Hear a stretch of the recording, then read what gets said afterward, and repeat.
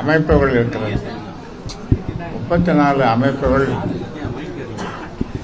பாட்டாளி மக்கள் கட்சியினுடைய வளர்ச்சிக்காக, உதாரணமாக மாணவர் சங்கம், மகளிர் சங்கம்,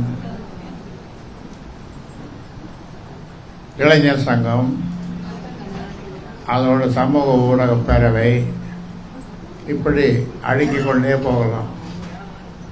இதையெல்லாம் வழி நடத்துவது ஆங்காங்கே இருக்கின்ற கிளை, ஒன்றியம், பேரூர், வட்டம், மாவட்டம் என்று அளவிலே கட்சியை வளர்ப்பதற்கும் இந்த அமைப்புகளை ஒழுங்குபடுத்துவதற்கும், நான் சொன்ன இந்த அமைப்புகள் வளர்வதற்கும், அவர்களை கட்சி ரீதியாக எப்படி பயன்படுத்திக் கொள்வது என்பதை பற்றியெல்லாம் அடிக்கடி நாள்தோறும் இங்கே கூட்டி பேசி வருகிறோம். பயிலரங்கத்திலே கூட்டி பேசி வருகிறோம். அந்த வகையில் அவர்களை உற்சாகப்படுத்தி மேலும் மேலும் அவர்களுக்கு உற்சாகத்தை கொடுத்து, தெம்பை கொடுத்து செயல்பட வைக்கிறோம். அதற்காக பக்கத்தில் உங்களுக்கு தெரியும்,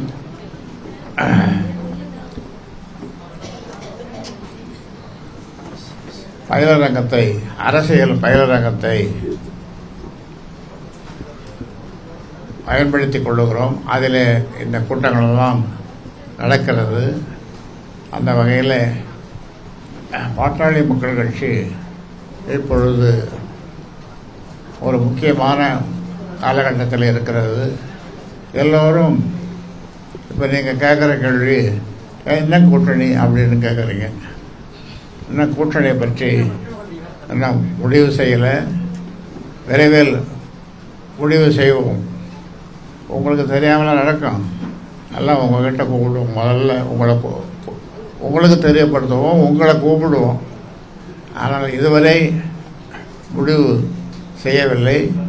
அதனால் இப்பொழுது அது சம்பந்தமான உங்கள் கேள்விக்கு என்னிடம் பதில் இல்லை.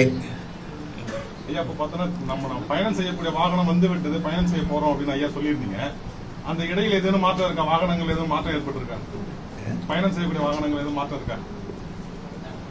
ஐயா, ஏற்கனவே வந்து வாகனம் வந்து அருகில வந்து விட்டது, நம்ம பயணம் செய்யக்கூடிய வாகனம் அருகில வந்து விட்டது, நம்ம பயணம் செய்ய போறோம் அப்படின்னு சொல்லியிருந்தீங்க.